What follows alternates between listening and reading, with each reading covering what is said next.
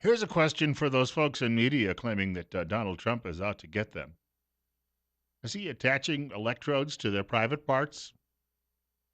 Is he having them gunned down as they leave the office?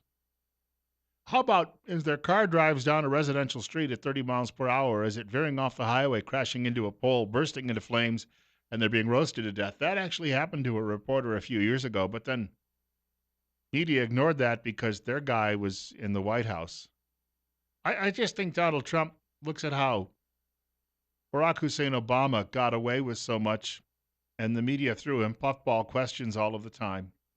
Uh, Jonah Goldberg had a column the other day, and he said media's treatment of he's actually citing some other work that's been done on this, some research. Media's treatment of Obama. Obama was like a character in a movie, like Mr. Obama goes to Washington. So all of the questions were, so how are you progressing against the challenges that you have, Mr. President? Let me get down and kiss your bottom a little bit more. None of these things, and yet Obama was, he was having people surveilled in media. James Rosen, for instance, they were threatening folks in media. This went on, constantly, and he took very few questions at news conferences. Unlike what Donald Trump did on Thursday, it was a freewheeling affair, and yet they are so angry with claiming Trump's not being nice to them because, well, he won't allow us to run his news conferences anymore. He calls out people we don't like. We're the real news, and they're not, because I said so. 9:35, Bill Colley with you. What a bunch of whiners. And, they don't seem to realize that the public looks at them and says, you losers just ought to just shut up and go sit in a corner. That's the bad part of it. They are creating the situation where we're not going to have a healthy news media someday, and they're projecting it on Donald Trump. We have a caller with us. Caller, you're on the air on KLIX. It's 936. Yeah, I voted for Donald Trump in the generals. He wasn't my choice for the primaries, but he won the right to be my choice in the general election, and he won the right to be my president. And, we sent him to Washington for the sole purpose of shaking up the bureaucracies, stopping the writing of mandates by unelected bureaucrats that were making rules to fit their own agendas. And I'm tickled pink that these liberal bureaucrats are leaving government. Yeah, let them leave. Just like the Oprah Winfreys and all of those people that said they were going to fly out if Donald was elected. Let them leave. Let's replace them with good conservative people that know what they're doing. Amen. I thank you much for the telephone call. I just look at this situation and think that he went there to drain the swamp. That's what people wanted. That's why he's president today. He made these promises. As the fellow who got invited up on stage in Florida the other day said, we voted for him because he made these promises. And you know what? He's carrying them out. We have another caller with us. Caller, you're up next. You're on Top Story. Well, that's exactly the reason why, in David Brooks' eyes, this is anarchy, because since 1948, after the end of the war, 70 years, give or take, they have been progressively infiltrating our government and destroying our society, and they've gotten away with it. And the last person that really evac these people out of these permanent jobs for the federal government was Reagan. And now we've got Trump, who seems to be has more resolve about it than even Reagan, I think. And so, yeah, in David Brooks' eyes, that traitorous pile of crap, it is anarchy. Well, think of what they're going to do. Think about how far the liberal agenda will be set back by these infested communists that are back there running our lives. Thank God. And then when McCain said that he was enabling, Trump was creating a dictatorship in essence, I thought McCain needs to go today. Thanks, Bill. See ya. All right, take it. Yeah, McCain is just, he's jumped the shark is the phrase they use in popular culture. 9:38, Bill Colley with you on Top Story on News Radio 1310. A short break coming up. News Radio 1310, KLIX, and newsradio1310.com. David Brooks and his ilk, they want to be liked by the liberal elites and their friends in media. And they are no different. They're an elite group themselves. They believe, just like liberals, that they're the smartest person who walks into any room and that they know better than a coal miner who's struggling to eke out a living in Kentucky or West Virginia. They think they know better than a policeman walking the beat. They think that they know better than a dairy farmer who's getting up before sunrise every day of his or her life and going to work with no days off, no vacation time or anything else, and paying the freight. They just have the belief that I live in Manhattan or the Beltway, therefore I must be smarter because, you live out there where the air's clean and there isn't as much crime. What a dummy you are. Bill Colley with you on Top Story on News Radio 1310, KLIX, and newsradio1310.com. The one thing about all of these effeminate conservatives is I wouldn't ever sweat running into one of them in a back alley. On the other hand, they're sure sweating running into Donald Trump in an alley. I got out of the Home and Garden show yesterday. Got to see a great many people there over the weekend. Had a good time. Getting a chance to meet some of the people who actually listen to this program and read my newspaper column. Got out of there and I went grocery shopping. I had to do a little bit of shopping before I went home last night. I was up late, I'll tell you. You get all keyed up with an event like that, it's tough to cool back down. And so I was up about 2 hours past my bedtime, but I did some grocery shopping. What has astounded me, it's really been a wake-up call for me over the last several months. As you know, I've been on a diet since late September and dropped in excess of 60 pounds, is that I have been able to research a lot of, you start looking into this. I never sat down and thought too much about what I was eating and how many calories it may have and the like. But what I've been able to discover is there are a great many foods out there that I can eat that are absolutely delicious, but aren't necessarily filled with fat and calories. So I went shopping last night and I was doing some of that, and it delayed my trip home a little bit. But I'm going to eat well this week, but I'm also going to be eating healthily. And bringing this up because I have been on the total body transformation system, and I'm meeting a lot of other people now who are joining me in taking part in what is not a fad diet, but is a healthy way to lose weight. And they are having, a lot of them, some great success on the diet. It was developed by a company, been in business now more than 20 years, a leading national company with an A+ rating from the Better Business Bureau. The Total Body Transformation System has been awarded 2 U.S. patents, one for reducing waist circumference and the other for increasing metabolic rate and weight loss. You'll burn 6 times more fat, according to the science behind this, and lose 8 times more weight than normal results from diet and exercise alone. The meal replacement plan, healthier than most of the meals that you'll eat. And also people ask me about the price, about the same as the groceries that you're replacing. And you can still have a healthy amount of calories during the course of the day. The average person who's on the Total Body Transformation System loses 22 pounds and 4 inches off their waist in just 60 days. Now, it's an all-natural way to do this. There's nothing in here that's going to harm you whatsoever. It's backed up with a full money-back, and that is full, unconditional money-back guarantee. You need to contact Don Chandler. Don also lost more than 50 pounds on the very same diet. He's the man to talk to. 208-731-3560. Don is located right here in Twin Falls. 208-731-3560. Donald Trump's battle with the media. Rush Limbaugh talking about that when he was joined Fox yesterday, speaking with Chris Wallace. And Rush says Trump is really on his own when it comes to running a government. Donald Trump has nobody helping him other than the people that voted for him. Obama had the media. Obama had the judiciary. Obama had all kinds of support. At an Obama press conference, a typical question, what enchants you? Obama was never challenged seriously by the media. Trump doesn't have any of that. He's got to keep his supporters on board. He's got to keep them revved up. So the rally was great. But the thing that will really make all this Russia stuff and all this deep state stuff not take hold is getting to work implementing the repeal of Obamacare, getting to work and really doing tax reform, and getting to work and really shore up our borders, because that is the primary area where people that voted for Trump felt that we were on the way to losing the country. We've even lost the definition of immigration. Immigration today, if you listen to the left, equals anybody who wants to come into the country should be allowed. which is a completely illogical position to take. I referenced my newspaper column a few minutes ago. When you actually pick up a copy of the Times News tomorrow or you take a look at it on the web, I'm writing about this very subject. We cannot take 7 billion people from all over the world and bring them here. And I also reference the dangers in it. I make an analogy, a metaphor in the column as to going out for an exercise walk in the afternoon, where you would go in a good neighborhood or a bad neighborhood. If you read it, you'll understand more about it.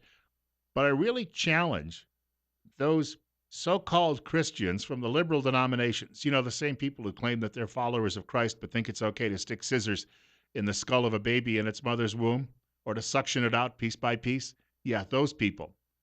If they're more concerned about people around the world who may do us harm than protecting little babies in this country, and then they claim logically that they are on solid ground, well, I don't see it. So I challenge those folks from those denominations in the column tomorrow because clearly they think that religious faith is the Democrat Party. They have managed to confuse the two, and they feel that being a good American liberal, hating their own country and hating their own culture in favor of other people's cultures, that's the approach to take. So if you get a chance, tomorrow morning it's in the Times News. Take a look at that column. 947, Bill Colley with you on Top Story on News Radio 1310, KLIX, and newsradio1310.com.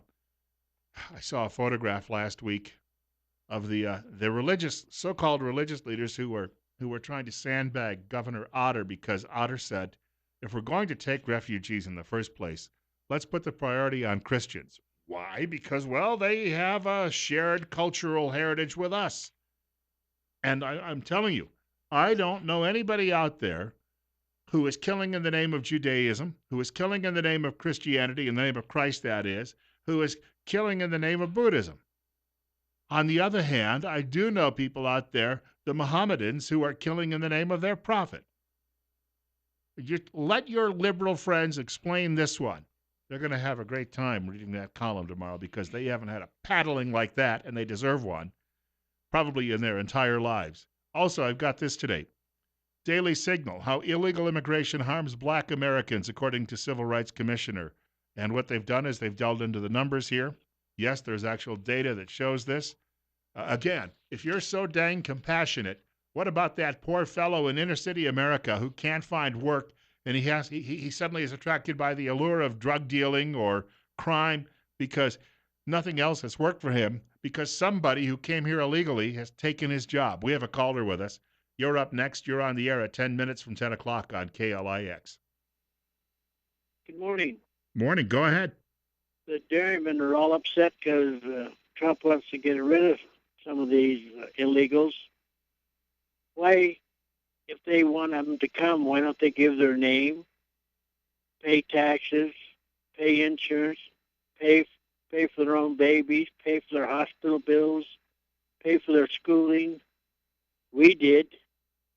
And Yeah. It really gripes me that they say that refugees made this country. That's true. They come to Ellis Island. They got their shots. They've got their name. Mm-hmm.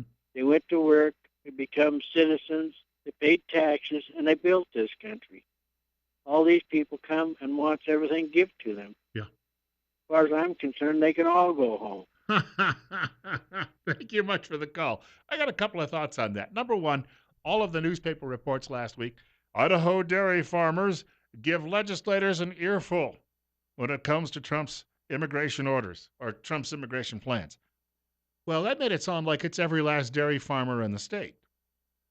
I work for a managing editor, and I remember one time I came back from a meeting.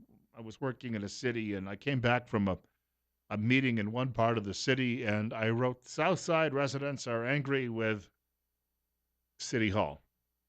And he said to me, are you telling me that every last person who lives in the geographic south side of this city is angry with City Hall? And I said, well, ones I talked to, he said, well, but you haven't talked to everybody who lives on the south side. I said, no. And he says, then you can't say it's all of them. So therefore, when you write this story, you can say maybe many, because, we can fudge the definition of many. It can be 10, 100, 1,000. But he said you'd be best saying some are angry with City Hall.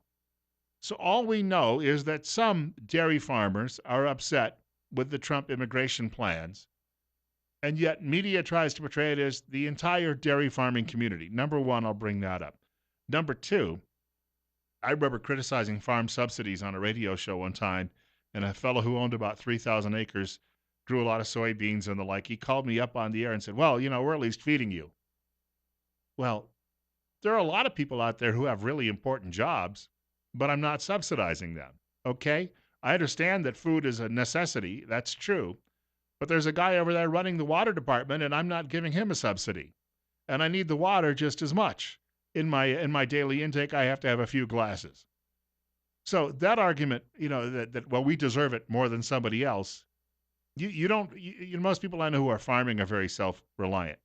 They wouldn't buy that argument from any other line of work. And number three, I can remember we had a state legislator. He lost his seat to Megan Blanksma in a primary last year. And she now is representing that seat, which covers parts of Twin Falls County as well as Owyhee and Elmore counties. And he came and gave a presentation to a local group which was opposed to the refugee resettlement program here because we can't properly vet these people. And I thought, well, good. I'm glad he's on our side. And then he got up and told the story about his why he was hiring illegal immigrants, though, on his farm, because they worked harder than he said the Caucasians would. Well, that may be true. I can't say they work harder than all Caucasians. It gets back to that same argument from a managing editor. You can't say everyone. But how can you be opposed to refugee resettlement, but if it's good for your business, you're okay with illegal immigrants? So in a way, I'm glad that Mr. Nielsen lost his seat because I thought he was a hypocrite. 9:53, Bill Colley with you on Top Story on News Radio 1310 KLIX. And what's funny is the people in the audience wouldn't call him on that. As long as he was there to back up their single issue that night, nobody said, well, isn't that kind of contradictory, Representative? But they didn't say that. We're at 48. Bill Colley with you on Top Story on News Radio 1310 KLIX and newsradio1310.com. Speaking of illegal immigrants, I have this from the New York Times. The editors there who think that they should be running the country. The writers say about 11 million people are living in this country outside the law. Suddenly, by presidential decree, all our deportation priorities, all our supposed criminals, all are threatened with broken lives, along with members of their families. The end could come for them at any time. The end. What? It's not like they're being killed. They're just being told, go home. And it says they haven't broken any laws, even though the writer says in the first sentence of that paragraph, they're here illegally. Well, duh, then they broke the law. The liberals are trying to tell you, well, yeah, but that's a law that we don't think is fair. Well, I got a lot of laws out there I don't believe are fair. I think gagging clergymen when they're talking from the pulpit about politics, I don't think that that's right. But we're living with it. But liberals think that's a good law because they're not very religious. The writer says President Trump's defenders say the arrest numbers from immigration and customs enforcement are comparable to those under President Barack Obama. An energetic deporter-in-chief is how they describe him. That may be true for the moment, but the context is vastly different. In other words, Barack Obama was a fellow traveler. See, when he deported people, he said, there you go, have a safe trip home. And when you hop back across the fence another 12 times and kill a couple of people, have a safe trip home. Mr. Trump says, we're getting rid of you because you don't belong here.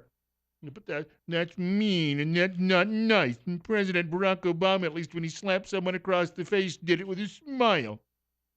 We have a caller with us. Going to squeeze one last caller in before we wrap up the program today. Maybe two, depending on how quick we can move through these. Coming up on 9:56 on KLIX, and you're up next. Good morning, Bill. I'll try to be quick. There's something Crapo could do better. I mean, this gun legislation he's trying to put through is good, but he could do better for the people of Idaho by taking away this federal registration of guns and registering it under the state of Idaho. That would diminish the Fed's power in the state and help the people who own guns in the state. That might not be a bad idea. I kind of like that. That's why we don't have provinces. We have 50 states. Thank you for that call. More and more of that power that can be devolved, that is sent back to state houses. And really, the state houses could start turning around and saying to the counties and localities, you know, take care of this. Government isn't your mommy and daddy, and we've got to stop looking at it that way. We have another caller. Caller, we've got about a minute to go. Go ahead. Yeah, the EPA finally has a director that might bring some scientific reasoning into the agency. It's 47 years old. It started with an executive order and run by the Wildlife Fund, World Wildlife Fund, so forth, with William Ruckelshaus. And, 47 years, it's been a political organization. I've lost 2 good jobs because of the EPA's non-science. And it's going to be really interesting to see how that's run. But it's like a breath of fresh air to bring somebody almost a 50-year-old agency that's been run like a political entity for the environmental radicals. Yeah, and I thank you much for the call. And that's the point. It's meant to be a nonpartisan organization. Doesn't matter what your own beliefs are. When you're hired by it, you carry out the policy of the government. Simple as that. And it's been used as a cudgel as well. All of these agencies, again, do we need them? Or could the states handle these issues on their own? I was reading this morning in the Nampa paper where the BLM is having a public hearing on land use in southwestern Idaho. They mean Owyhee County. And what that means is that you're an invasive species, unless, of course, you're a bureaucrat out there driving around and sleeping in your truck on the job. Oops.